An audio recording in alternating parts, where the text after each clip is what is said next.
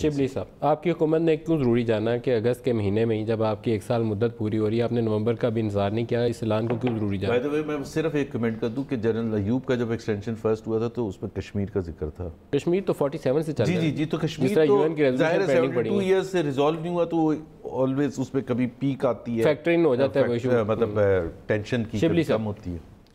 جی شکریہ ندیم صاحب. پہلی بات تو یہ ہے کہ یہ آرمی چیف کی ایکسٹینشن کا مجھے بھی آپ کے شو میں ہی پتہ چلا, اور میں یہ سمجھتا ہوں کہ دیکھیں آپ اگر انالائز کریں گے, this is very important statement coming from the leader of the house in the Saint.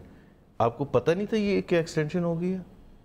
دیکھیں am I going to answer you or am I going to answer him? This is very interesting. پورے پاکستان کو کہ مجھے آپ بتا دیں نا, مجھے رولز آف دا گیم بتا دیں so that I should accordingly behave. آپ کے ساتھی ہیں؟ نہیں میرے ساتھی تو ہیں لیکن میں نے تو کوئی مخل نہیں ہوا ان کی بات میں. بہت بڑی اسٹیٹمنٹ دی کہ آپ کو ابھی آپ کے پروگرام میں پتہ چلا کہ ان کی ایکسٹینشن ہو گئی. Are you saying that یا are you saying کہ یہ ڈسکس ہونا تھا؟ دیکھیں میں اس ٹیئر آف لیڈرشپ میں نہیں ہوں جس میں کہ یہ چیزیں ڈسکس ہوتی ہیں, وہ آپ کو پتہ ہے. ٹھیک ہے جی.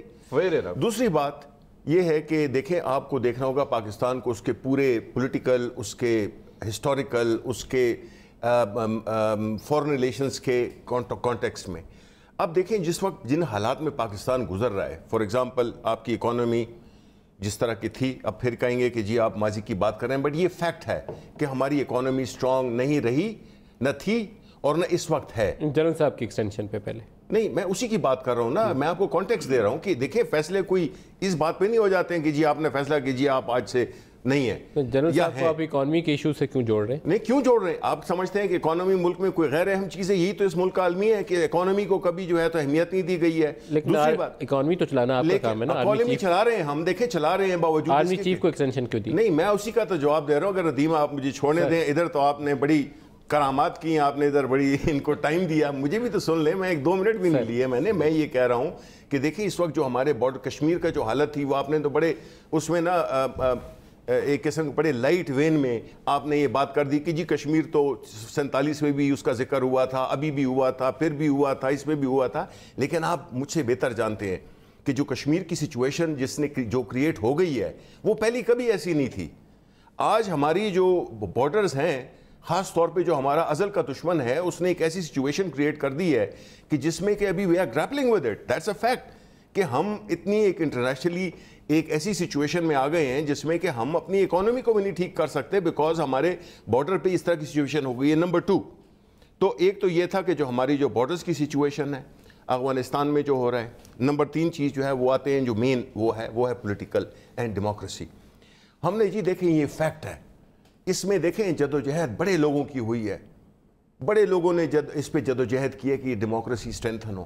اس میں یہ بھی کہہ دوں گا میرے والد صاحب کا بھی ایک چھوٹا سا حصہ تھا. ٹھیک ہے جی. اب جب آپ کے ملک میں جو ایک ریالٹیز بن گئی ہیں جن کو کہ مختلف حکومتوں نے مختلف وجوہات کی وجہ سے, مختلف اپنی کرپشنز کی وجہ سے, اس کی وجہ سے, اس کی وجہ سے ایک انسٹیبل ایک ہمارا ایک تعلق رہا ہے آرمڈ فورسز کا اور جو ڈیموکریٹک فورسز تھی. ٹھیک ہے, جب کنوینئنٹ ہو تو ٹھیک ہے, جب آپ کو ہٹا دیا جائے تو پھر آپ نظریاتی بھی بن جاتے ہیں اور آپ کہتے ہیں کہ جی نہیں ڈیموکریسی کے لیے اب میں نظریاتی بن جاتا ہوں. اسٹیٹمنٹ کی تھوڑی لاجک سمجھنا چاہتا ہوں. آپ کا مطلب یہ ہے کہ جنرل باجوہ صاحب رہیں گے تو یہ بیلنس برقرار رہے گا, لیکن جنرل باجوہ صاحب کی جگہ پہ کوئی اور آئیں گے تو بیلنس ڈسٹرب ہو سکتا ہے.